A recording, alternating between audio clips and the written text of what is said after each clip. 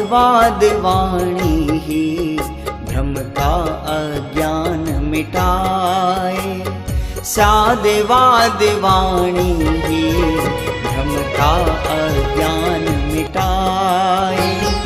निज गुण पर आए ही अपना परिवार बताए।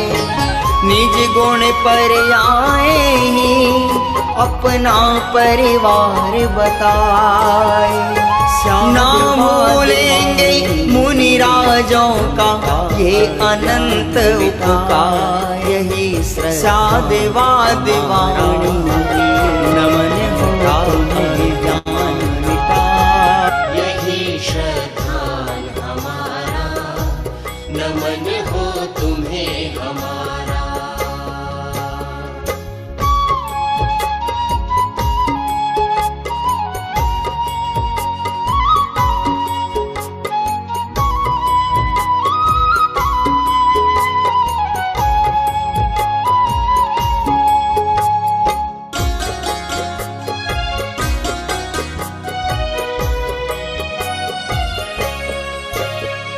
लोकालोक झलकते कैवल्य ज्ञान है पाया। लोकालोक झलकते कैवल्य ज्ञान है पाया।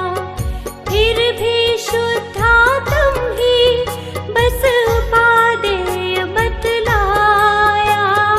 फिर भी शुद्धात्म ही बस उपादेय बतलाया। मानो आज मिला मुझको ये द्वादशांग का सार। यही श्रद्धान हमारा, नमन हो तुम्हें हमारा। यही श्रद्धान हमारा, नमन हो तुम्हें हमारा। यही श्रद्धान हमारा, नमन हो तुम्हें हमारा।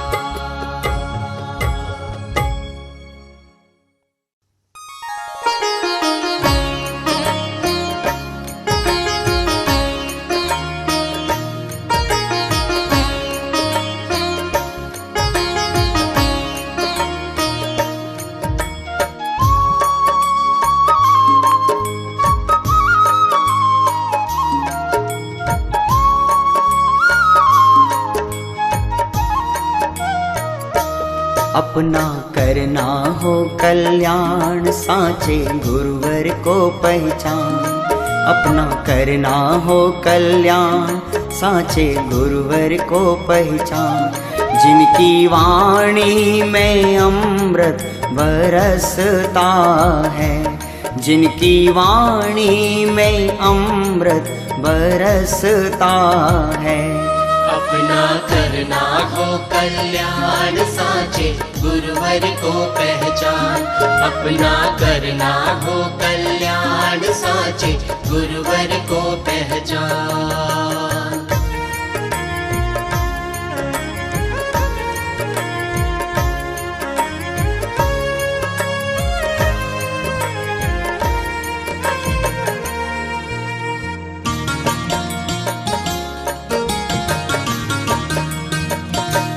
रहते शुद्धात्म में लीन जो है विषय कषाय विहीन। रहते शुद्धात्म में लीन जो है विषय कषाय विहीन।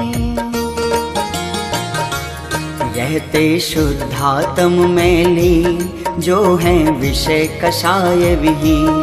रहते शुद्धात्म में लीन जो है विषय कषाय विहीन। जिनके ज्ञान में गायब झलकता है। जिनके ज्ञान में गायब झलकता है। अपना करना हो कल्याण साचे गुरुवर को पहचान। अपना करना हो कल्याण साचे गुरुवर को पहचान। निज गुण पर आए ही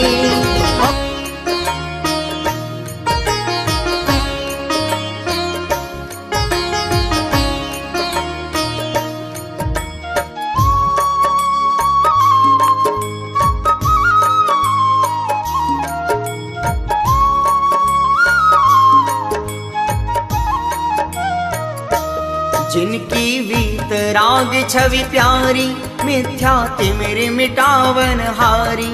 जिनकी वीत राग छवि प्यारी, मिथ्या तिमिर मिटावन हारी। जिनकी वीत राग छवि प्यारी, मिथ्या तिमिर मिटावन हारी। जिनकी वीत राग छवि प्यारी, मिथ्या तिमिर मिटावन हारी।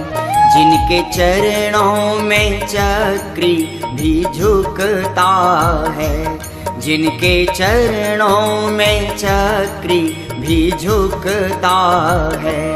अपना करना हो कल्याण साचे गुरुवर को पहचान।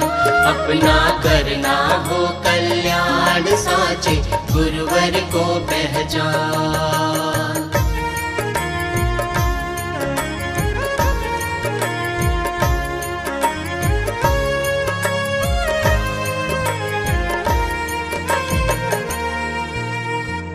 जिनके चरणों में चक्री भी झुकता, पाकर ऐसे गुरु का संग ध्याओ ज्ञायक रूप असंग।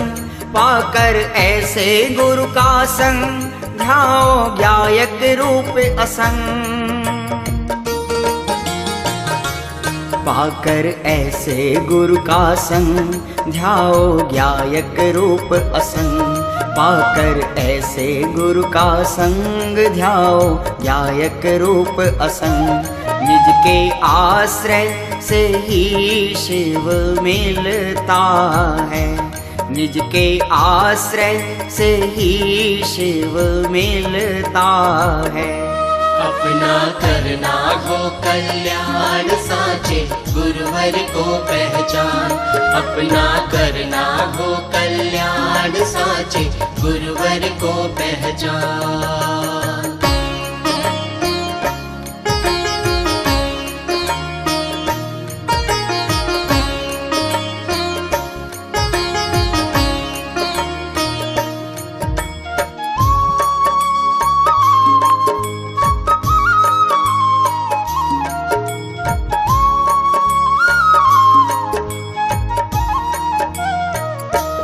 अनुभव करो ज्ञान में ज्ञान, होवे ध्येय रूप का।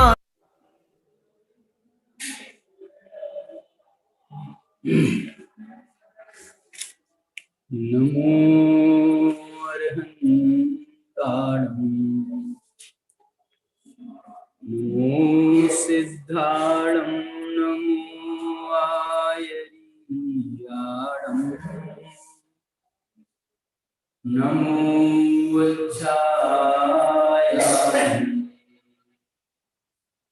नमो लोये सर्वसावरणं।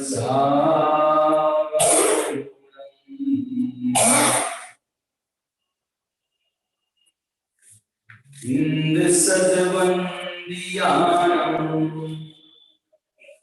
त्रिभुवन हित मधुर विशद वक्काणं।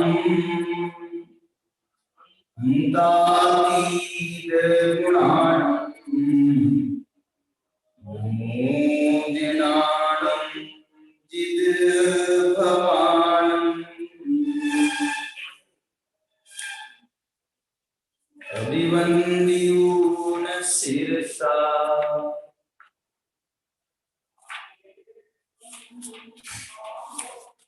अभिवन्द्योन शिरसा। अपनं भव कारणं महावीरम्, एसिम्पयत्थ भंगम्, मग्गं मुखस्य मोक्षाम्।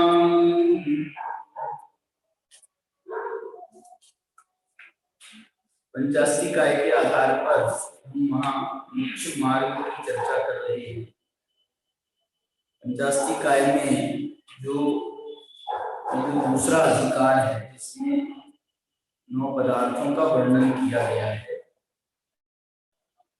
वास्तव में यहाँ 9 पदार्थों का वर्णन मोक्ष मार्ग के संदर्भ में किया गया है। क्या मतलब ये है ये जो वैसे भी ये 9 पदार्थ जो हैं या 7 तत्व जो उसके आधार पर बनते हैं वो प्रयोजनभूत तत्व ही है। इसलिए जो है उसकी जब भी चर्चा होती है 9 पदार्थों की या 7 तत्वों की, वो मोक्ष मार्ग के ही संदर्भ में, उसको जो है सामान्य से यदि मैं कहूं तो जीव की जो चर्चा है बहुत बहुत विस्तार हो सकता है उसका, लेकिन हमारे लिए प्रयोजनभूत जितना जीव का स्वरूप जानना है उतनी चर्चा हम करते हैं। आप देखना प्रयोजनभूत का क्या अर्थ है। ये जितना भी जिनवाणी में जीव तत्व का विस्तार है ये सारा प्रयोजनभूत की ही शैली में विस्तार है। आप देखो जैसे हमने मुख्य रूप से जीवों की चर्चा 3 प्रकार से की जाती है। 3 प्रकार कौन से हैं? एक तो है जीव की चर्चा जीव समास के, 14 जीव समास। एक है जीव की चर्चा मार्गणा स्थान के रूप में। मार्गणा, जीव की मार्गणा कहाँ कहाँ की जाए, तो वो जीव की मार्गणा जो है वो 14 स्थान है उसके लिए, वहां जीव की मार्गणा की जाती है। इसी प्रकार से जीव की चर्चा गुण स्थान के रूप में की जाती है। ये गुण स्थान की चर्चा में भी जो है वो जीव कैसे कैसे भावों में रहता है, पाया जाता है। स्थान है ना, स्थान है तो कैसे कैसे भावों में पाया जाता है, इसका नाम गुण स्थान है। और कौन कौन से स्थानों में पाया जाता है, इसका नाम मार्गणा स्थान है।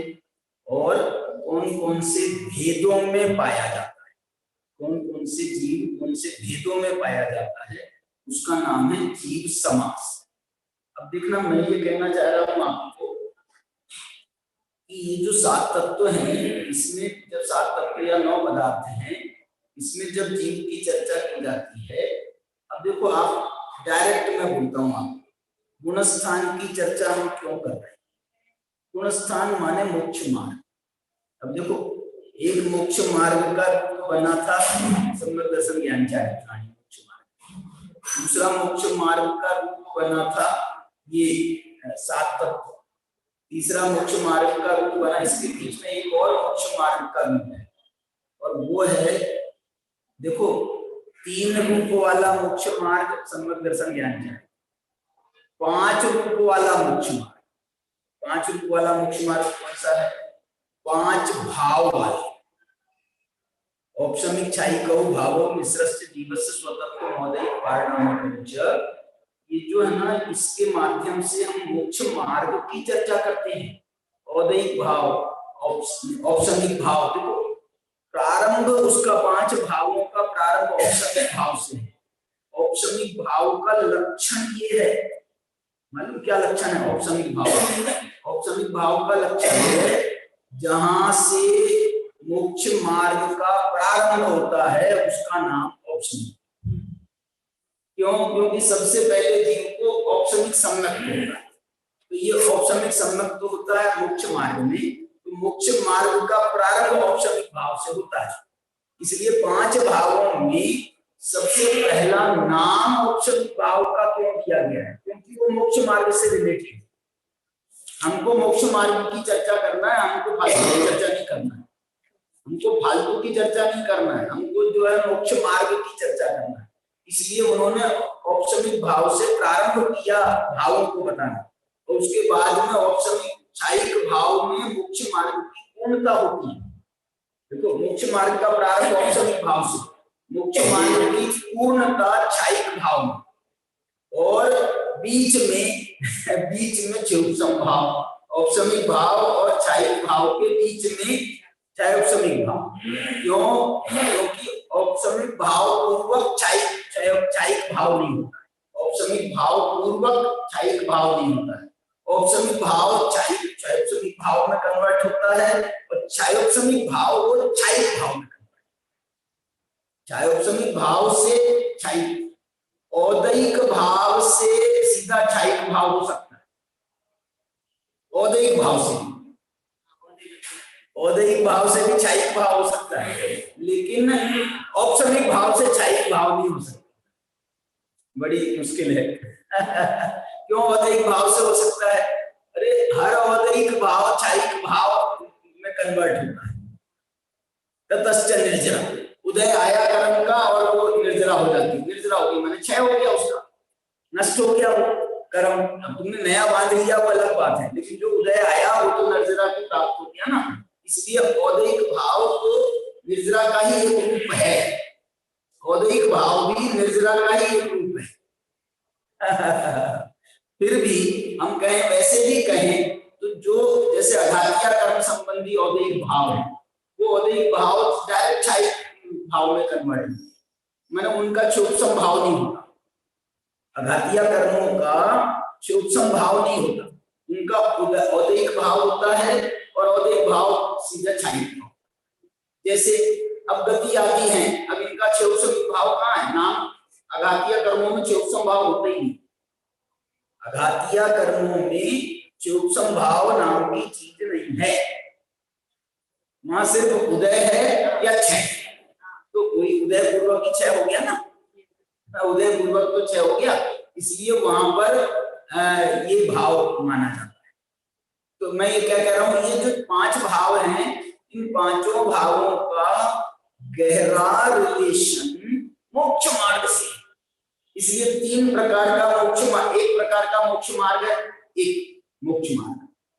2 प्रकार का मैं नहीं बताना चाह रहा, क्योंकि वो जो है ना वो तो वैसे भेद वाली बात है। प्रकार जो उसकी बात है ना, उसमें माल है, उसमें भी 2 में भी डाल सकते हैं, लेकिन मेरे को 2 में डालना अभी अभीष्ट नहीं है। 2 3 माने सम्यक दर्शन ज्ञान चारित्र, 5 माने 5 भाव वाला, 7 माने 7 तत्व वाला, 9 माने 9 पदार्थ वाला। मैंने हर जगह अल्टरनेट में माने वैसे तो 4 में भी सिद्ध किया जा सकता है, 6 में भी सिद्ध किया जा सकता है, 2 में भी मोक्ष मार्ग, निश्चय मोक्ष मार्ग, व्यवहार मोक्ष मार्ग, ऐसे बहुत सारे भेद बन जाते हैं।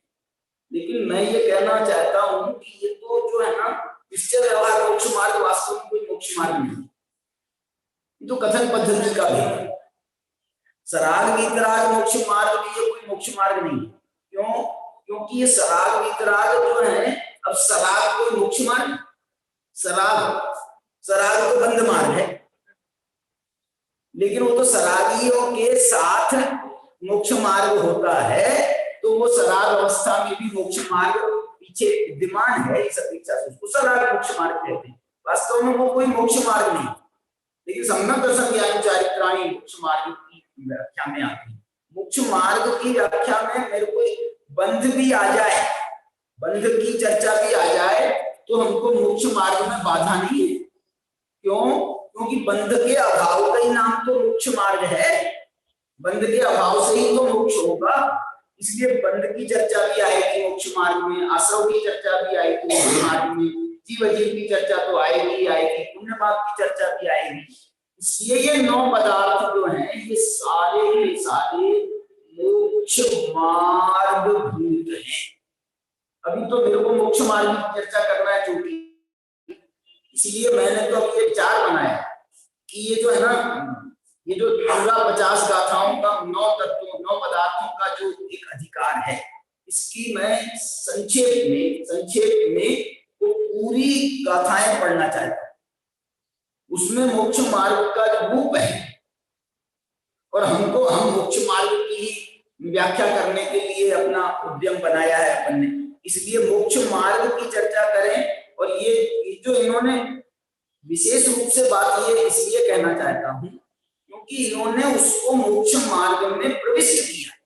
मोक्ष मार्ग के विषय के अंदर 9 पदार्थ डाले गए।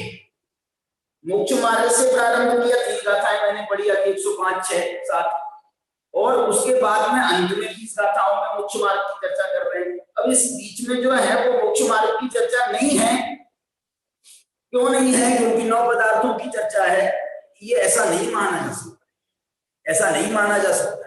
उन्होंने कोई ऐसा भेद नहीं किया है कि साहब हमने यहाँ पर भूमिका बनाई है, अब ये 9 पदार्थों की चर्चा कर रहे हैं, अब आगे आप देखो एक तत्व, एक पदार्थ का जब व्याख्यान करेंगे, जीव पदार्थ का व्याख्यान, पुण्य पाप, आश्रव, संवर, निर्जरा, बंध, मोक्ष, सब जगह आपको मोक्ष मार्ग की चर्चा मिलेगी, सब जगह। ऐसा ये देखो, ये 9 पदार्थों की चर्चा, ये प्लेन, ये पदार्थों की चर्चा नहीं है। प्लेन प्लेन समझ गए, माने सिर्फ उसकी चर्चा नहीं है, ऐसे चर्चा कर रहे हैं। जैसे 6 द्रव्यों की चर्चा, वो 6 द्रव्यों की चर्चा है, पंचास्तिकायों की चर्चा, वो पंचास्तिकायों की चर्चा। लेकिन 9 पदार्थों की चर्चा के 2 रूप में बताना चाहता हूं, 9 पदार्थ या 7 तत्व। इनकी जो चर्चा है, एक तो ये मोक्ष मार्ग की चर्चा है, दूसरी बताओ किसकी चर्चा है? दूसरी ये चर्चा मेरी चर्चा है। मैंने हमने 6 द्रव्यों का वर्णन सुन करके समझ लिया कि मैं तो जीव द्रव्य हूं, बस खत्म हो गया। 6 द्रव्यों को समझने का सार इतना था कि तुम जीव द्रव्य। 5 अस्तिकायों के स्वरूप को जानने का प्रयोजन इतना था कि मैं जीव अस्तिकाय। अब इसके बाद में कहानी प्रारंभ होती है। इसके बाद में ये जो है 9 तत्वों की कहानी प्रारंभ होती है, मोक्ष मार्ग की कहानी प्रारंभ होती है। इसलिए मालूम है 9 तत्वों के श्रद्धान को, तत्वार श्रद्धान को तो सम्यक दर्शन में डाल दिया, लेकिन 6 द्रव्यों के और पंचास्तिकाय के श्रद्धान नहीं, उसके श्रद्धान का तो नाम नहीं लिया मैंने, उसको श्रद्धान का विषय, उसको सम्यक दर्शन के पहले इनका ज्ञान होना चाहिए, इसमें डाला। क्या बोला? सम्यक दर्शन के पहले आपको 6 द्रव्यों का और 5 अस्तिकायों का, ये विशेष रूप से उसकी बात कह रहे हैं हम। और यदि हम दूसरी और की चर्चा करें तो ये कहना मेरा बड़ा इसमें दिमाग घूम रहा है। आप ये जो गोमठ सार है ये मोक्ष मार्ग का ग्रंथ है, अध्यात्म शैली नहीं है, लेकिन उसमें वो मोक्ष मार्ग की चर्चा है। गुणस्थान माने क्या? अब देखो, वो जो 11 बताए थे ना, 9 बताए थे ना, 9, और इसको आगे बढ़ाओ तो 14 गुणस्थान माने मोक्ष मार्ग, 14 गुणस्थान माने मोक्ष मार्ग। अब उसमें मोक्ष मार्ग 15 कर दो, उसको 14 गुणस्थान और 1 गुणस्थानातीत सिद्ध माने मोक्ष, तो वो मिला करके वो भी वो बन जाएगा। क्या क्या बन जाएगा? मैंने वो और नंबर वाला बना रहे थे ना, 1 3 5 7 9, अब ये 15 वाला मिल गया। अब 13 वाला खोजने की जरूरत है। 13 वाला मालूम कैसे बनेगा? 13 वाला जो है वो 13 गुणस्थान में बने, 13 गुणस्थान, 14वां उसमें शामिल नहीं है, सिद्ध अवस्था शामिल नहीं, क्योंकि वहां भी एक मोक्ष हो गया। क्या बोला? क्योंकि वहां भी एक मोक्ष हो गया, इस कारण से वो भी एक जो है बन गया। कौन सा? 13 वाला भंग भी बन गया। अब 11 वाला भंग बनाओ। 11 वाला भंग जो है ना, ये 9 पदार्थ में का वर्णन है, और समय सार ने 2 पदार्थ और जोड़ दिए। कौन से? तुमने बाप तो पहले ही जोड़ दिया। कर्ता कर्म अधिकार है ना समय सार में, 9 पदार्थों के अधिकार हैं, एक्स्ट्रा कौन सा है? कर्ता कर्म अधिकार है। तो वो कर्ता कर्म अधिकार जो है वो यदि जोड़ दिया जाए तो 11 पदार्थ बन जाते मोक्ष मार्ग के लिए। ये जानने योग्य पदार्थ हैं, जानने योग्य पदार्थ कहो, चीजें हैं जानने योग्य। माने ये मोक्ष मार्ग से इनकी बहुत क्लोज माने वो है संबंध, इनका बहुत क्लोज संबंध है। सम्यक दर्शन ज्ञान चाहिए तो पूर्वक मोक्ष होता है, ये औपसमिक चाहिए आदि भाव पूर्वक मोक्ष होता है। ये क्या नाम? 7 तत्व पूर्वक मोक्ष जो डायरेक्ट है, 9 पदार्थ पूर्वक मोक्ष डायरेक्ट है, 11 पदार्थ जो बताए उसमें भी मोक्ष आखिरी है, 13 जो बताए उसमें केवल ज्ञान आखिरी। 13वां गुणस्थान काय का है? 13वां गुणस्थान काय का है? केवल ज्ञान का। तो केवल ज्ञान उसने प्राप्त करा। और 15वां जो गुणस्थानातीत दशा है वो है वो मोक्ष की है। तो 14 गुणस्थान मोक्ष मार्ग के, और उसके अंत में केवल मोक्ष बैठा है, तो ये 15 स्थान बन गए। माने आप ये देखो बड़ा मैंने इसमें देखा। आपको मैं एक बात बताऊं, मैं इसका उदाहरण इस बात से देना चाहता हूं। निर्जरा है ना, निर्जरा। अब निर्जरा जो नाम का पदार्थ है या निर्जरा नाम का जो तत्व है, उसका वर्णन ना तो समय सार, उन्होंने निर्जरा तत्व का वर्णन किया, वहां तो कोई भेद ही नहीं किया, किसी प्रकार से कोई प्रकार भेद नहीं किया। द्रव्य निर्जरा भाव निर्जरा का स्वरूप बताया, द्रव्य निर्जरा भाव निर्जरा का स्वरूप बताया, लेकिन वहां पर कोई ये जो सविपाक अविपाक सकाम अकाम ये भेद नहीं बताया। अब ये पंचास्ती काय में जो इन 9 पदार्थों का वर्णन कर रहे हैं, यहाँ जब निर्जरा के प्रकरण में आए हैं तो कम से कम यहाँ तो उनको निर्जरा के 4 भेद बताने थे। यहाँ भी उन्होंने निर्जरा के 2 भेद नहीं बताए। पहले तो मैंने अपने दिमाग से सोचा था कि वहां तो तात्विक व्यवस्था है, तो वहां तत्व का वर्णन करना था, इसलिए उन्होंने नहीं बताए होंगे। यहाँ तो बताए होंगे, लेकिन यहाँ भी उन्होंने निर्जरा का वर्णन करते हुए उनका नहीं बताया। निर्जरा के भेदों में निर्जरा मतलब इतना प्यारा मोक्ष मार्ग का वर्णन है। निर्जरा में, निर्जरा तत्व के वर्णन में, निर्जरा पदार्थ के वर्णन में उन्होंने मोक्ष मार्ग का वर्णन किया है। कहां पर? पंचास्ती काय में भी, समय सार में तो है जो भी है, लेकिन यहां पर भी देखो ये 144 गाथा निकालो, 144 गाथा निर्जरा पदार्थ व्याख्यान। मैं अभी आपको पूरे 9 पदार्थों की गाथाएं पढ़ना चाहता हूं, ताकि जो है मोक्ष मार्ग की बात इससे आपको समझ में आए। देखो पहला गाथा 144 निर्जरा का वर्णन कर रहे हैं। क्या कह रहे हैं? संवर जोगे ही जुदो। जो संवर और योग, योग का मतलब समझ लो ध्यान, या योग माने वो मन वचन काय का योग, तो आश्रव का निमित्त है, या ऐसा समझ लो संवर जोगे ही, संवर के योग से, संवर के योग से। जुदो शब्द भी है ना, फिर से वो कहने की जरूरत नहीं है, इसलिए योग माने आप ध्यान कर सकते हो, क्योंकि आगे वो तवे ही वगैरह का पाठी की चर्चा कर रहे हैं, खुद ही लिख रहे हैं। संवर जोगे ही जुदो तवे जो चित्त दे बहु विहरे कम्माणम निचरणम बहुगानम पुनः सोढ़ियतम। आप बताओ मेरे को, इसमें आपको जो है मोक्ष मार्ग होता हुआ दिख रहा है क्या नहीं?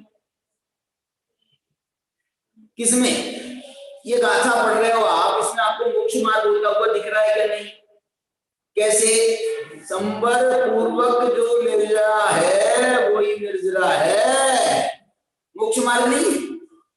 तवे ही तपों के द्वारा मोक्ष मार्ग नहीं होना है। चित्त दे बहु विहेहि, चित्त दे का मतलब है ध्यान, चित्तेहि का मतलब है ध्यान, चेष्टा, उपयोग माने एकाग्रता, और बहु विहेहि तो ध्यान के भी बहुत सारे प्रकार हैं, वो सब जोड़ लेना। इनके द्वारा क्या होता है? कम्माणम निज्जरणम, कर्मों की निर्जरा हो जाती है। वास्तव में ये मोक्ष मार्ग का वर्णन जो है ना, कैसा करने माने मोक्ष मार्ग का वर्णन दार्शनिक पद्धति से नहीं होना चाहिए। मोक्ष मार्ग का वर्णन नहीं होना चाहिए माने कोई करे तो कोई मेरे को मना नहीं है, लेकिन कहना ये चाह रहा हूं दार्शनिक पद्धति से, माने ऐसा होता है, ऐसा होता है, ऐसा ऐसा वर्णन नहीं कर। फिर कैसा वर्णन करो इसका? ऐसा करो माने इसका वर्णन उपदेशी पद्धति से अच्छा। हे जी तू अजीब से अपनी दृष्टि हटा, आश्रव बंध को छोड़, जैसे वो अपने बाबू भाई की शैली है। आश्रव बंध बाय बाय, हे है दुखदायक है, हे है छोड़ने योग्य है। ये क्या है? ये क्या है? ये उपदेश है। छोड़ने लायक है तुम हमको मत बताओ, हम खुद निर्णय कर लेंगे, आप तो उसका स्वरूप बताओ। ये जो है मोक्ष मार्ग का व्याख्यान ऐसे नहीं हो सकता। मोक्ष मार्ग का व्याख्यान तो उपदेश पद्धति से ही, मैं तो ये 9 पदार्थ अभी आपको बताऊंगा ना, तो जो मैं अभी सोच रहा हूँ, महीने भर बाद क्या याद रहता है मालूम नहीं, लेकिन तो मैं इसका वर्णन आपको एक एक ऐसे बताना चाहता हूँ। हे जीव, अब इसमें मालूम जीव का वर्णन जो है 20 गाथाओं में किया है। सबसे बड़ा वर्णन जो है इसमें किसका है? जीव का वर्णन सबसे बड़ा है 9 पदार्थों में, बहुत बड़ा विस्तार किया है। जो कितनी गाथा है वो मेरे को बताना है, आपको बता रहा हूं। देखो, जीव पदार्थ का वर्णन प्रारंभ होता है यहां से 109 गाथा से और खत्म हो रहा है 123 गाथा, माने 15 गाथाओं में जीव का वर्णन किया। कुल 50 गाथाएं हैं 9 पदार्थों के लिए, 15 गाथाओं में उन्होंने जीव का वर्णन किया। अजीव का वर्णन कितना किया है मालूम? 124 से 130 तक, 124 से 130 तक, माने कितनी हुई? 7 गाथाएं। पुण्य पाप पदार्थ का वर्णन, पुण्य पाप का एक साथ वर्णन, एक उसका वर्णन जो है 131 से 134 तक, 4 गाथाएं। फिर आश्रव पदार्थ का वर्णन 135 से 140, 6 गाथाओं। ये आश्रव पदार्थ में भी इसमें हमने पुण्याश्रव और पापाश्रव ऐसा भेद करके ही वर्णन किया। क्या आश्रव का वर्णन, समय सार का जो आश्रव का वर्णन है उसमें पुण्य पाप के भेद नहीं किए। समय सार के पुण्य पाप का अधिकार अलग से लिख दिया, अब उसमें और क्यों उसका, वहां पर उन्होंने आश्रव तत्व का वर्णन, आश्रवत्व का वर्णन किया है, आश्रव तत्व का वर्णन किया है, और यहां पर उन्होंने आश्रव पदार्थ का वर्णन किया। तो ये आश्रव पदार्थ के वर्णन में उन्होंने ये पुण्याश्रव, प्रशस्त राग का स्वरूप, अनुकंपा का स्वरूप, चित्त की करुषता का स्वरूप, पापाश्रव का स्वरूप, पापाश्रव स्वरूप, भावों का विस्तार, ऐसे माने ये 6 हेडिंग हैं और 6 गाथाएं हैं 135 से 140 की, ये आश्रव पदार्थ। फिर संवर पदार्थ में देखो, यहाँ भी माने 9 पदार्थों का क्रम कोई समय सार वाला है। यहाँ भी जो है 9 पदार्थों का जो वर्णन है या क्रम है वो समय सार वाला है। संवर पदार्थ का वर्णन 3 गाथाओं, 141, 142, 143। और मजेदार बात ये है कि जो पहली गाथा है संवर में भी पाप के संवर की गाथा। आप विषय सूची देखो, इसकी विषय सूची, पहली गाथा पाप के संवर का कथन करने वाली है। माने मैं ये कहना चाह रहा था, जो आपको पहले भी मैंने बताया है, ये 9 पदार्थों में सबके पुण्य पाप भेद बनते, सबके पुण्य पाप रूप भेद बनते। ये संवर के भी 2 प्रकार का संवर हो गया ना, पाप संवर और पुण्य संवर। पाप का संवर कौन करता है? पुण्यात्मा। पुण्य संवर कौन करता है? स्वर्णकार। पुण्य संवर कौन करता है? पुण्य का संवर धर्मात्मा नहीं, पापी।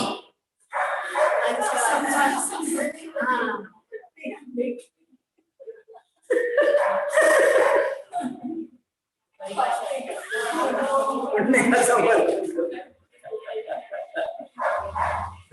धर्मात्मा कौन क्या करता है? धर्मात्मा पुण्य पाप दोनों का संवर करता है।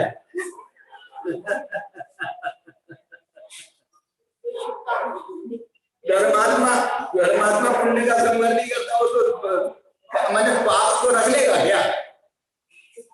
पाप को रखने वाला, रख करके पुण्य का संवर करने वाला कौन होगा बताओ? पुण्य का संवर करना माने पुण्य नहीं करने वाला, क्योंकि संवर नाम नहीं करने का है। संवर नाम जो है ना, नहीं करने का है। तो जो पाप नहीं करे वो पाप संवर, जो पुण्य नहीं करे वो पुण्य का संवर करने वाला हुआ। देखना, पुण्य का संवर, पाप का संवर, ये ऐसा अर्थ, ऐसा यदि हम इसकी उत्पत्ति करें या ऐसे समास विग्रह करें तो ये बनेगा। और जो हमने आपको बताया था ना, पाप रूप संवर, पुण्य रूप संवर, तो वो जो पुण्य रूप संवर कहेंगे तो पुण्य रूप संवर तो पाप का संवर करने वाला। क्या बोला? पुण्य का संवर इसका अर्थ अलग है और पुण्य रूप संवर इसका अर्थ अलग। पाप रूप संवर इसका अर्थ अलग है, पाप का संवर उल्टा है, बिल्कुल उल्टा। पाप रूप संवर तो पाप है और पाप का संवर पुण्य है। पुण्य रूप संवर तो पुण्य है, क्योंकि पुण्य रूप संवर आप खुद ही कह रहे हो, पुण्य रूप संवर। तो जो पुण्य रूप संवर है वो पुण्य रूप है, लेकिन जो पुण्य का संवर है, नाम दोनों के एक जैसे दिए जा सकते हैं। पुण्य रूप संवर को पुण्य संवर कहें और पुण्य के संवर को भी पुण्य संवर कहें। अब दोनों विवक्षाएं अलग अलग हैं, इसलिए आपको जो है उसको देखना पड़ेगा। योग इसलिए जो है, आप ज्ञानवाणी कभी भी पढ़ो तो आप जो ना दिमाग को गिरवी रख करके नहीं पढ़ना। गिरवी रख करके मैंने आपको उसमें अपना उपयोग लगाना है और उसका जो है ना भावार्थ अच्छे से समझना है, निकालना है। काय के लिए? एक मिनट, काय के लिए क्योंकि कहीं अर्थ का अनर्थ ना हो जाए। हमको एकमात्र हमारा धोरण है, क्या धोरण है कि जिनवाणी में से हमको वीतरागता निकालनी, और यदि तुम्हारा कहीं या सम्यक तो निकालना है। मैं दूसरा अर्थ भी बताना चाहता हूं। सम्यक तो निकालना है माने वो हमारे सम्यक उसकी व्याख्या करने वाला सिद्ध हो, वो हमको मिथ्या मार्ग पर ले जाने वाला ना हो। इसलिए जो है मिथ्या मार्ग पर नहीं ले जाने वाला हो, सम्यक मार्ग का पोषक हो, वीतरागता का पोषक हो, सम्यक ज्ञान स्वरूप हो, इसी का नाम जिनवाणी का है। और क्या बोल रहा था मैं? एक जो उनका वाक्य है ना श्रीमत का है, और भी जगह हो सकता है, ज्या ज्या जे जे योग्य छे वहां समझ होती, उनका ही श्रीमत का दोहा है। त्या त्या ते ते आचरी आत्मार्थी जन ते। क्या बोला? जहां जहां जे जे योग्य छे, जहां जहां जो जो योग्य होता है वहां वहां उसे वैसा समझना नहीं। जहां जहां जे जे योग्य छे तहां समझ, वहां वैसा समझना चाहिए। ये तो सामान्य उपदेशी बात है। और वहां त्या जो ऐसा आचरण करता है, त्या त्या ते ते आचरे आत्मार्थी जनती, जो वैसा आचरण करता है वो आत्मार्थी। आत्मार्थी का लक्षण बताने वाला उनका आत्मसिद्धि शास्त्र का दोहा है, आत्मार्थी का लक्षण बताने वाला। और भी एक दो दोहे और हैं आत्मार्थी के लक्षण बनाने, कौन से बताओ? कषायणी उपशांतता मात्र मोक्ष अभिलाष। और कषायनी उपशांतता मात्र मोक्ष अभिलाष। और जो जवान पे आया मेरे जीव दया, ऐसी जीव दया ए आत्मार्थ निवास। कषाय की उपशांतता मात्र मोक्ष अभिलाष और जीव प्राणी दया, एक शब्द कोई रह गया, प्राणी दया आत्मार्थ, वहां आत्मार्थ निवास। क्या बोल रहे थे भाई साहब? जो संवर है, हाँ, वो खाली धर्मात्मा या पापी जीव ही करता है। हाँ, धर्मात्मा जीव तो दोनों करते हैं। हाँ, नहीं वो देखो धर्मात्मा भी करता है पुण्य का संवर, लेकिन वो पाप का भी संवर करता है। इसलिए एकांत माना जाए, एकांत पुण्य का संवर करने वाला, एकांत पुण्य का संवर करने वाला तो पापी ही है। एकांत पुण्य का संवर, अगर वो पाप का संवर करेगा ऐसा तो बन जाए। बिल्कुल बिल्कुल नहीं। और इसमें जो है ना, मैं ये कहना चाह रहा हूँ, इसके जो अभी आपको मैंने गाथाएं बताई, मेरे को इसकी एक एक गाथा इतनी प्यारी लग रही है। ये इन 9 तत्वों वाली सारा एक एक गाथा मोक्ष मार्ग का वर्णन चिल्ला चिल्ला के। मोक्ष मार्ग की ये सब दशाएं हैं। और अब मैं आपको बताऊं, इसमें जब सबसे पहले उन्होंने जीव, अब वो तो बाकी सब आएगा अपना संपर्क निर्जरा वगैरह का, जीव का वर्णन उन्होंने यहां से प्रारंभ किया 109 गाथा से। देखो आप निकालो 109 गाथा। मैं आपको इसका वर्णन कैसे करना चाहिए वो आपको बताना चाहिए, कैसे वर्णन होता है जीव के स्वरूप का व्याख्यान 109 गाथा से। अथ जीव पदार्थानाम व्याख्यानम प्रपंचयति। प्रपंचयति, प्रपंच करते हैं। प्रपंच का मतलब जो है ना, डिक्शनरी में प्रपंच का अर्थ होता है विस्तार करना, कोई भी चीज को विस्तार से समझना, उसका पंचों के साथ में प्रपंच होता है। वास्तव में पंचों के साथ माने 5 लोग अपना दिमाग लगाएं, 5 लोग दिमाग लगाएं तो उसका नाम प्रपंच बने। विस्तार से चर्चा। 5 लोग का मतलब 5 नहीं, 5 का मतलब है मतलब बहुत बहुत लोग। कभी कभी 3 आदमियों की बेंच बनती है, कभी 5 आदमियों की बनती है, कभी कभी 11, 10, 7 की भी बनाना पड़ता है बेंच। ये राम वाला 5 का बेंच था, राम का निर्णय तक वाला 7 का बेंच था, और शायद उसमें जो निर्णय आया था वो 6+ से आया था, 6-1 से आया था निर्णय। मतलब 6 लोगों ने एक तरफ निर्णय दिया था, एक आदमी कोई और, उसने अपना निर्णय थोड़ा हट के दिया था उनसे, लेकिन वो तो माना तो 6 ही गया होगा ना ऐसे। चलिए, तो यहाँ पर जो है मैं ये कहना चाहता हूँ, ये जीव का जो स्वरूप है ना, इसका वर्णन, इसका कैसे कथन होना चाहिए, इसका उपदेश कैसे होना चाहिए, इसका उपदेश देने की पद्धति, एक लाइन की पद्धति क्या है? हे जीव, और सरल करता हूं डायमंड भैया, और सरल। डायमंड भैया, हम जो है ना संसार अनादि काल से संसार में घूम रहे, नित्य निबोध में अनंत काल तक पड़े रहे। ये क्या उद्देश्य है? ये है जीव पदार्थ का उद्देश्य।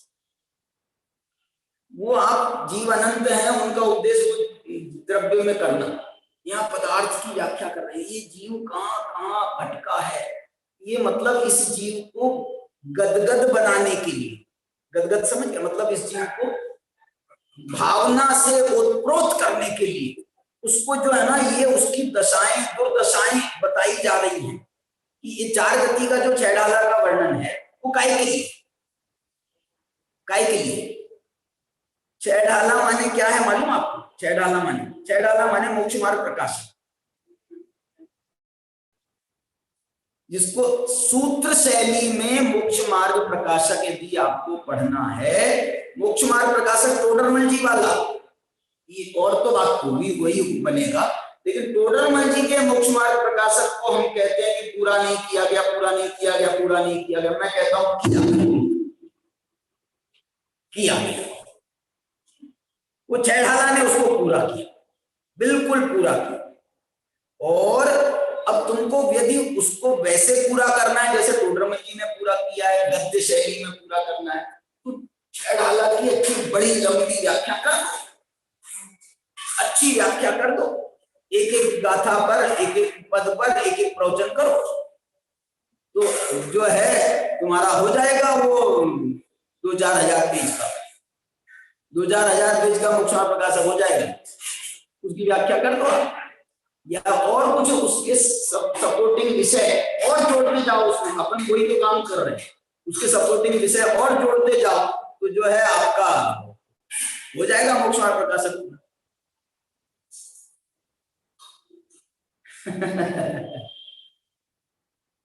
देखो इसका ये डायमंड भैया, जीवा संसार निवादा चेदनपगा भूया भोग लक्षणा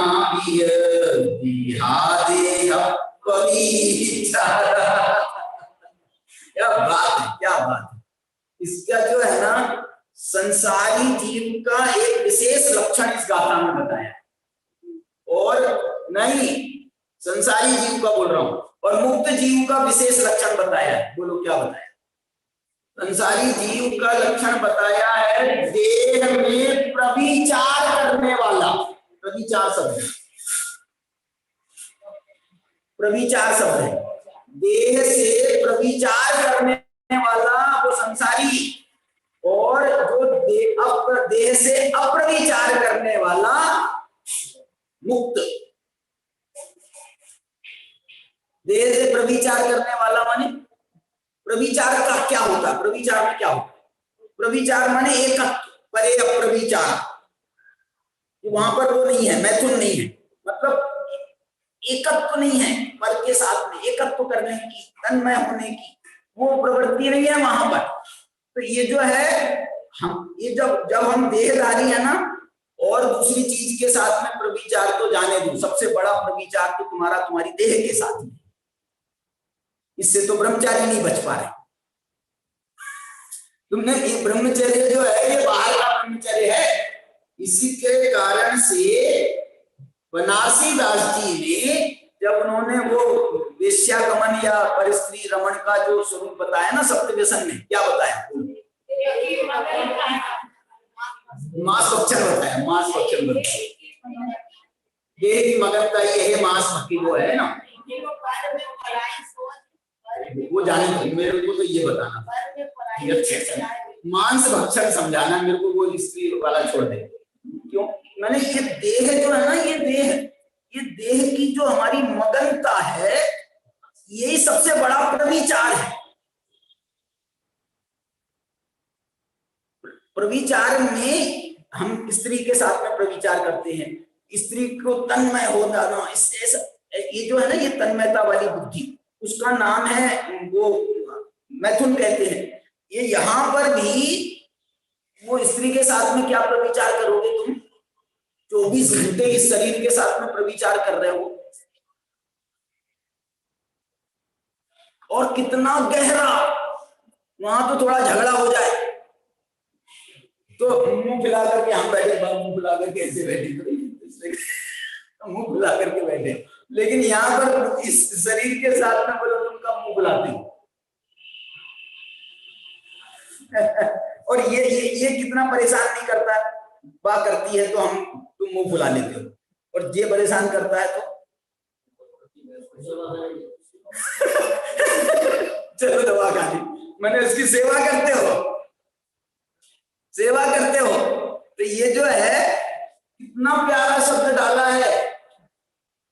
और संसारी जीव का माने, संसारी माने यहाँ पर संसारी का अर्थ केवल ज्ञानी और 14 गुण स्थान तक मत लेना, उनको प्रविचार नहीं है देह का, लेकिन देह का एक क्षेत्रावगाह तो चल ही रहा है, उससे तो नहीं बचे ना, छूट कहां पाए उससे। केवली भगवान भी पुराना जो बांधा हुआ है वो परेशान कर रहा है।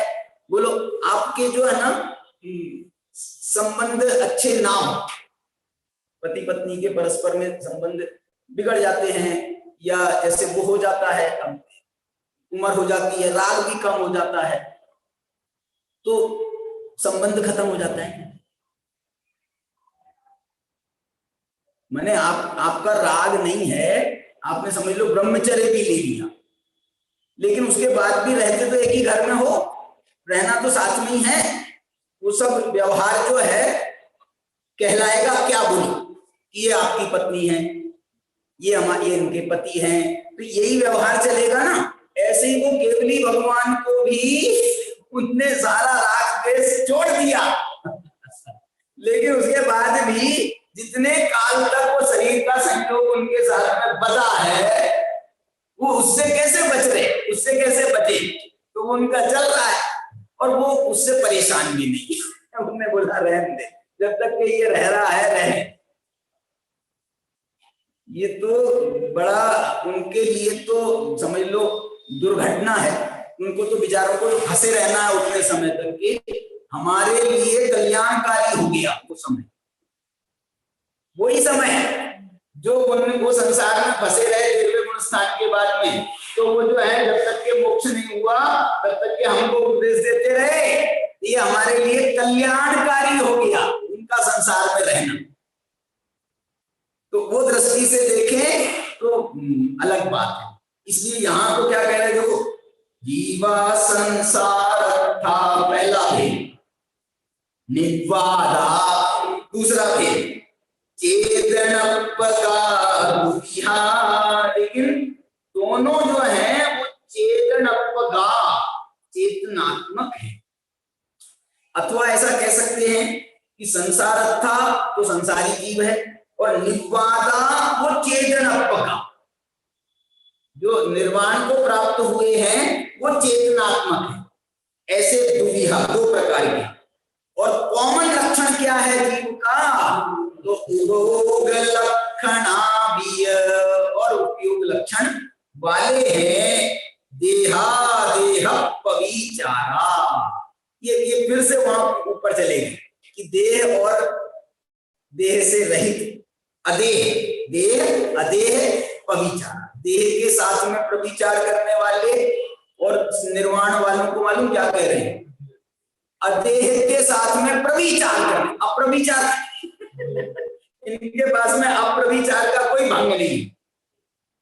सम्यक दृष्टि अज्ञानी देह के साथ प्रविचार करने वाला और सम्यक दृष्टि आत्मा के साथ प्रविचार करने वाला। क्यों? क्योंकि वो प्रविचार तो स्वभाव है।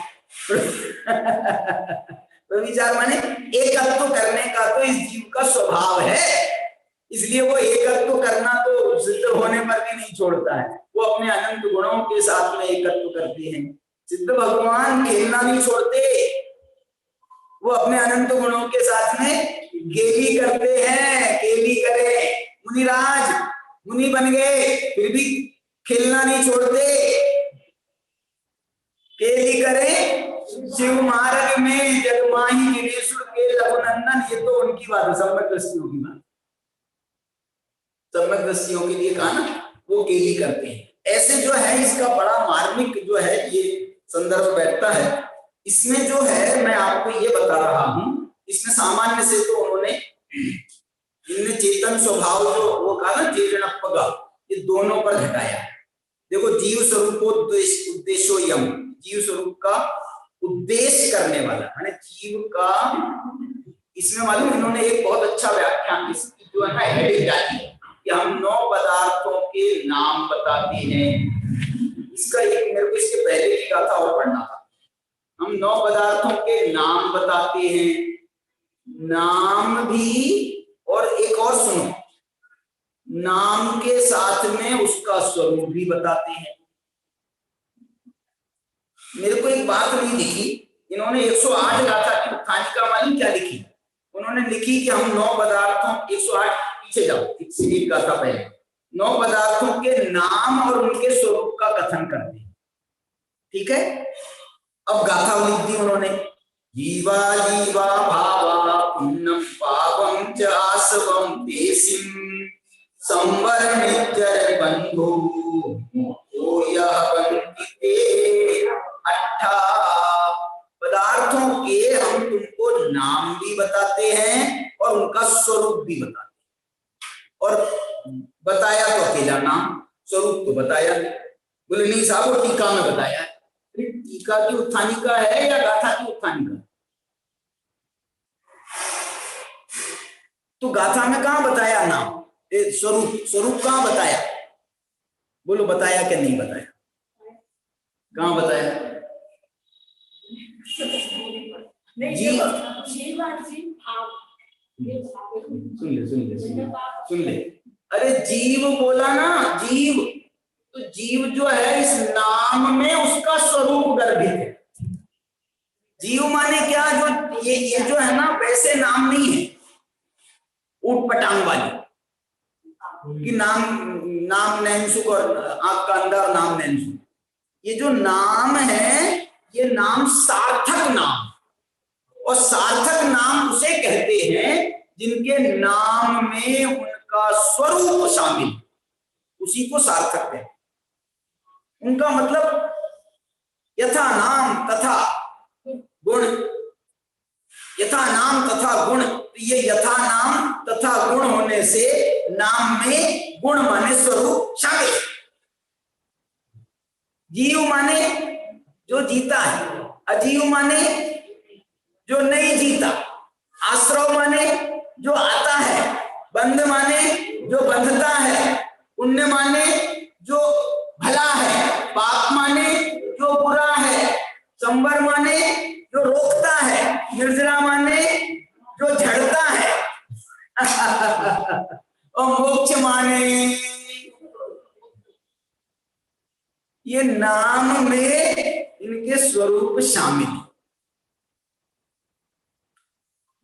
ये जिनवाणी के बहुत सारे अधिकांश, बल्कि बहुत सारे अधिकांश नामों में उनके सार्थक नाम रखे।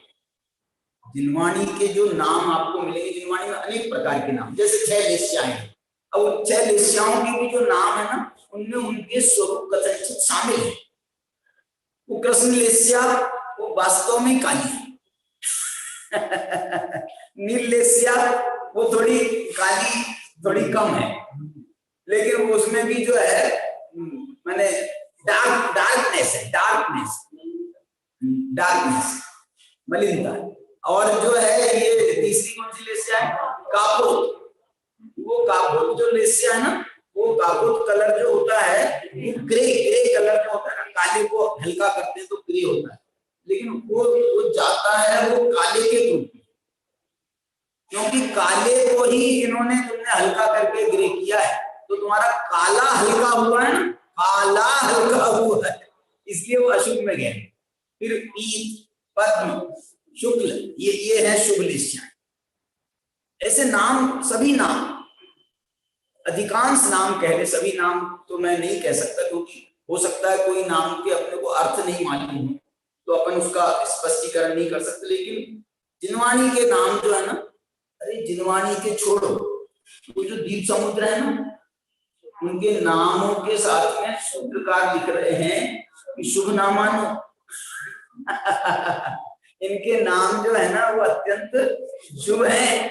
शुभ नामानो द्वीप समुद्र, अकेले द्वीपों के नहीं, समुद्रों के नाम भी शुभ नामानो, और बल्कि नाम भी उसके साथ में उसके स्वरूप भी शामिल है।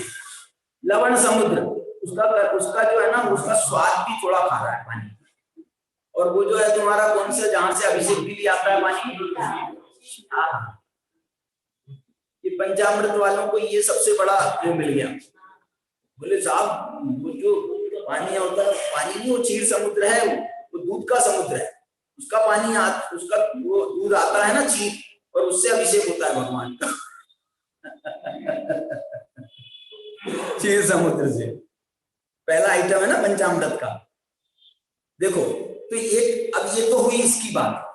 अब मैं आपको जो है ना इसकी टीका में इन्होंने जो अमृत शंकराचार्य ने इसकी जो व्याख्या एक एक लाइन में करी है, क्या बात, यही शुभ नामानो जो 9 पदार्थ हैं, इनकी व्याख्या एक एक लाइन में, और बड़ी प्यारी लाइन पंक्तियां लिखी हैं उन्होंने। देखो मैं पढ़ता हूं आपको। पदार्था नाम स्वरूपाभिधानम एतत्, पदार्थों के नाम और उनके स्वरूप का कथन, अभिधान माने कथन कर रहे हैं। क्या है नाम? तो बोले जीव, अजीव, पुण्य, पाप, आश्रव, संपर्क, निर्जरा, बंध, मोक्ष, 9 पदार्था नामानि, ये 9 पदार्थों के नाम। तत्र, देखो तत्र, अब ये वो व्याख्या शुरू करती उन्होंने एक लाइन में। तत्र चैतन्य लक्षणों जीवास्तिकाय एव जीवा जो पीछे जीवास्तिकाय का वर्णन कर चुके, जीव तत्व द्रव्य का वर्णन कर चुके, वही जो है यहाँ पर जीव पदार्थ है। कोई उसको और कोई दूसरा मत समझो। चलिए, चैतन्य भाव लक्षणों अजीवा, और जो चैतन्य के अभाव लक्षण वाला है अजीव, संक्षिप्त कथन है ना, एक एक लाइन में बता रहे। सब पंचधा, वो अजीव जो है वो 5 प्रकार का। कौन सा? पूर्वोक्तेव, जो पहले कहे हैं 5 अस्तिकाय, जो 5 अस्तिकाय में नहीं, जीवास्तिकाय को छोड़ करके बाकी के 4 को अजीवास्तिकाय कहा है। जीव द्रव्य को छोड़ करके बाकी के 5 द्रव्यों। देखो ये जो 5 कह रहे हैं ना, इसमें द्रव्य की भाषा है, लेकिन जब नाम लिख रहे हैं उनके वो अस्थिकाय की भाषा में लिख रहे हैं लेकिन काल में उन्होंने द्रव्य शब्द लिखा है। देखो उद्गलास्तिकाय, आकाशास्ति कह, कह कह शब्द है, आकाशास्ति कह, कह माने काय, कह का सामान्य अर्थ ये काय बनेगा ना। धर्मास्ति कह, अधर्मास्ति कह और काल द्रव्यम जीव, इमौ ही जीवा जीवौ, ये जो दो पदार्थ बताए, ये जीव और जीव दो पदार्थ पृथक भूत अस्तित्व निर्वृत्तत्व, माने इनका अस्तित्व जो है बिल्कुल अलग अलग है, पृथक भूत है, होने से भिन्न स्वभाव भूतौ, ये दोनों भिन्न स्वभाव वाले हैं, इसलिए मूल पदार्थ, इनको मूल पदार्थ। मैं तो दूसरा अर्थ करना चाहता हूं भेद ज्ञान की, कि इसमें जो जीव है वो मैं, और जो अजीव है वो मुझसे भिन्न है। मैंने 9 पदार्थ, 6 द्रव्यों को और 5 अस्थिकायों को जान करके कछु तो भेद ज्ञान कर नहीं तो तुम जो है उसको ऐसे ही समझ लो कि यार ये तो ऐसे ही है, इनसे कोई भेद ज्ञान थोड़ी करना है। अरे वो समझाए इसलिए कहते हैं कि वो प्रयोजनभूत बनते हैं, भेद ज्ञान में कारणभूत बनते हैं। अब आगे देखो, ये बहुत मार्मिक व्याख्या है, ये जो बाकी के 7 पदार्थों के लिए कॉमन शब्द प्रयोग कर रहे हैं, ये व्याख्या प्रचलित नहीं है, लेकिन ये व्याख्या मान्य है आगम। क्या व्याख्या? आश्रव किसे, आश्रवादी पदार्थ किसे कहते हैं? तो वो ये कह रहे हैं जीव उद्गल संयोग परिणाम निवृत्ता सप्ता अन्य पदार्था। क्या ये जो 7 पदार्थ हैं बाकी के जीव अजीव को छोड़ करके, ये जो 7 पदार्थ हैं ना, ये जीव अजीव के संयोग परिणाम निर्वृत्त, माने ये इनके संयोग से निर्वृत्त हुए, इनके संयोग से बने। आश्रव पदार्थ जो है वो जीव अजीव के संयोग से बना। संवर्त पदार्थ, पुण्य पाप, ये सब जीव अजीव के संयोग से बने, जीव अजीव के संयोग से बने। यदि इसको ऐसा नहीं माना जाएगा तो हम जब आपसे पूछे कि आश्रव के भेद बताओ, तो तुम द्रव्याश्रव भावाश्रव नहीं बता सकते। क्यों? क्योंकि तुमने वो आश्रव को मान ही नहीं था। ये जब हम पहले से ही तुम अलग करके चल रहे, तुमने वो जीवाश्रव है, भावाश्रव है, या जीवाश्रव है, द्रव्याश्रव।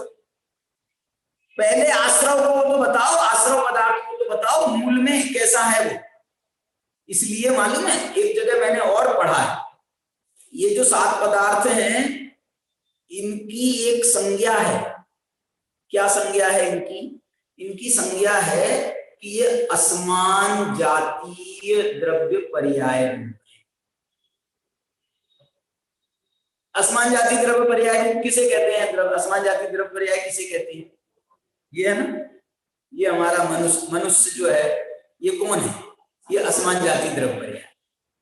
क्यों? क्योंकि इसमें एक जीव है और अनंत बुद्धल परमाणुओं का स्कंद रूप शरीर है, मिला करके उसका नाम मनुष्य है। मुर्दे का नाम मनुष्य नहीं, और वो अकेला जो जीव है भूत, माने जो उसका नाम मनुष्य नहीं है, उसका नाम तो भूत है।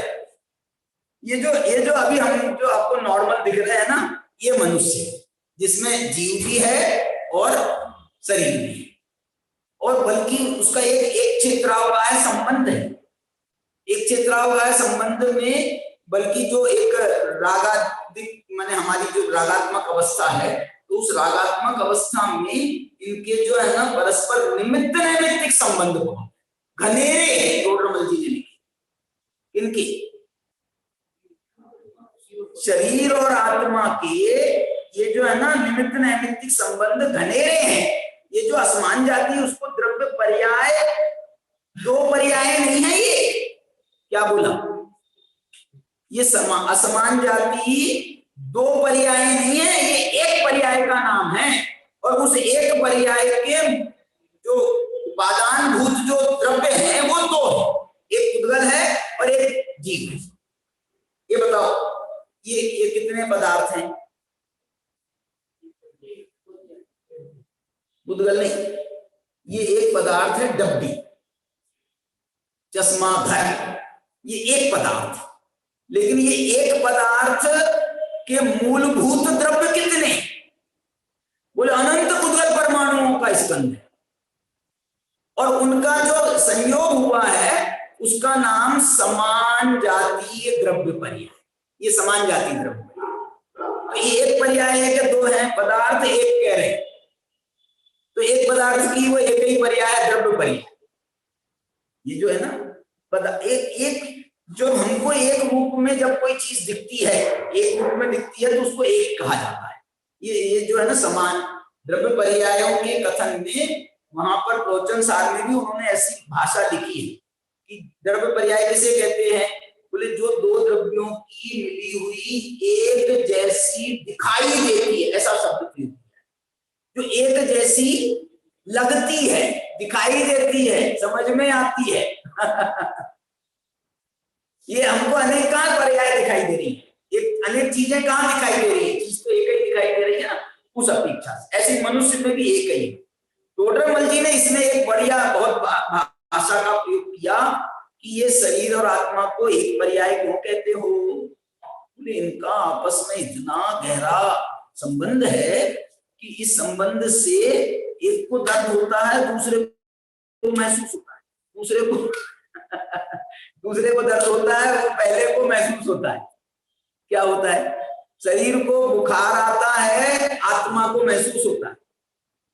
और आत्मा, अब दूसरा उदाहरण दे रहा हूं, आत्मा को चिंता होती है तो हाजमा खराब हो जाता है। शरीर में बुखार आता है तो आत्मा को तकलीफ होती है, और आत्मा का कोई प्रकार से कोई बिगाड़ होता है ना आत्मा का, तो जब आत्मा में क्रोध आया, कोई तो आत्मा को आया, लेकिन ये शरीर क्यों लाल होने को देख रहा है? ये शरीर क्यों लाल हो रहा है? उनको मान आया, इस शरीर क्यों अकड़ रहा? क्यों? क्योंकि इनके जो निमित्त नैमित्तिक संबंध है बहुत गहरे हैं। बोलो और बताऊं उदाहरण, बहुत उदाहरण दिए टोडरमल जी। मेरे को कुछ नहीं दिख रहा, मेरे को कुछ नहीं दिख रहा, तू तो आत्मा है, दर्शन ज्ञान स्वाभाविक, तेरे को नहीं दिख रहा, ऐसा कैसे बोलता है? और हम सिद्ध कर सकते हैं तेरे को दिख रहा। अच्छा बता क्या दिख रहा है तेरे को? बोले मेरे को कुछ नहीं दिख रहा, सब काला काला, सब काला काला। दिख तो रहा है, दिख तो रहा है, तू खुद ही कह रहा है मेरे को सब काला काला दिख रहा है। लेकिन जो बात है पदार्थ नहीं दिख रहे, उस अपेक्षा से ये शरीर और आत्मा के गहरे संबंध है ना। और आंख बंद करने पर भी दिखता है, काला काला नहीं। मेरे को तो आंख बंद रहती है, सोता रहता हूं, और उतना बढ़िया सपना आता है, मैं गार्डन में घूम रहा हूं, मैं तो कभी कभी स्वर्ग भी चला जाता हूं। हैं? कब गए थे? क्या बोले? अरे मैं तो मोक्ष जा रहा था यार, तुम प्रवचन बता रहे हो। मैंने, और सब दिखता है क्या नहीं वहां पर? अब जो आंख बंद, नींद है, दर्शनावरणी कर्म का तीव्र प्रभाव है, उसके बाद भी तुमको क्या क्या नहीं दिख गया, क्या क्या नहीं दिख गया। जितना तुमने अब बढ़िया जो है ना, जितना बढ़िया तुम आंख खोल करके नहीं देखते हो, सपने में उतना बढ़िया स्पष्ट दिखाई देता है। अब सच झूठ की बात अलग है, सच झूठ की बात अलग, लेकिन दिखता तो बहुत अच्छा है। तो जो बोलो तो हुआ कि नहीं हुआ? तो शरीर और आत्मा के बड़े गहरे संबंध हैं, लेकिन ये जो उदाहरण है ये इस बात के भी है कि कथनचित नहीं भी है, कथनचित नहीं भी है। सर्वथा तुम मानोगे तो जो है उनकी संसार अवस्था में तो उनके निमित्त नैमित्तिक संबंध है, तो फिर छूट ही नहीं सकते कभी। तो इस दृष्टि से जो है बहुत मार्मिकता है इसमें। अपना समय हो गया तो अभी मैं इसको आगे नहीं पढ़ता हूं, लेकिन इसकी व्याख्या बहुत एक पढ़ देता हूं ऐसी। जीव बुद्धगल संयोग परिणाम निवृत्ता सप्तान्य पदार्थ शुभ परिणामो जीवस्य पुण्यम तन्निमित्त है कर्म परिणाम है पुद्गलानां च पुण्यम। दो पुण्य बता रहे हैं, एक भाव पुण्य और एक द्रव्य पुण्य। तो ये जीव का जो शुभ परिणाम है वो पुण्य है भाव, और तन निमित्त है कर्म परिणाम है पुद्गला नाम द्रव्य पुण्य। शुभ परिणाम अशुभ परिणाम जीवस्य पापम, तन निमित्त है कर्म पुद्गला, कर्म परिणाम है पुद्गला नाम च पापम। राग द्वेष परिणाम मोह राग द्वेष परिणाम जीवस्य आश्रवः भावाश्रवः, तन निमित्त है कर्म परिणाम योग द्वारे प्रविष्टाम पुद्गला नाम च आश्रवः द्रव्याश्रवः। मोह राग द्वेष परिणाम निरोधो, मोह राग द्वेष परिणाम निरोधो जीवस्य संवरः, तन्निमित्त भाव संवरः, तन्निमित्त कर्म परिणाम निरोधो योग द्वारे प्रतिष्ठां पुद्गलानां च संवरः द्रव्य संवरः। कर्म वीर्य शास्त्रं समर्थो, वावा, कर्म वीर्य शातन समर्थो, माने जो कर्म उदय में आ रहे हैं, ताकत से उदय में आ रहे हैं, वीर शक्ति से उदय में आ रहे हैं, उनको भी जो दबाने में समर्थ है, उनको भी जो रोकने में समर्थ है, उनका भी जो उपशम करने में समर्थ है, कौन है? कौन है? किसकी चर्चा कर रहे हैं? निर्जरा। ये निर्जरा को कह रहे हैं कर्म वीर शातन समर्थो, बहिरंग अंतरंग तपो भी, देखो तप के द्वारा ब्रहित शुद्धोपयोग। वाह क्या बात है, बोलो इसको अब मोक्ष मार्ग से जोड़े कि नहीं जोड़े? ये 9 पदार्थों। ब्रहित, ब्रहित का मतलब होता है वृद्धि करने वाला, वो जो है शुद्धोपयोग की वृद्धि करने वाला जो जीव का परिणाम है उसका नाम भाव निर्जरा है। और इस भाव निर्जरा से तदनुभाव नीरसीभूत, उसके अनुभाव के प्रभाव से नीरसीभूत वो जो कर्म है वो अपना रस देना छोड़ देते हैं। नीरसीभूत भूतानाम एक देश संचय, जो कर्मों का एक देश संचय है। और समुपात्त कर्म पुद्गला नाम च, समुपात्त पुद्गला नाम च मतलब है जो भी होगा, मैंने जो आए हुए जो कर्म है ना, मैंने उदय प्राप्त कर्मों को भी ये दबाने में समर्थ होती है निर्जरा।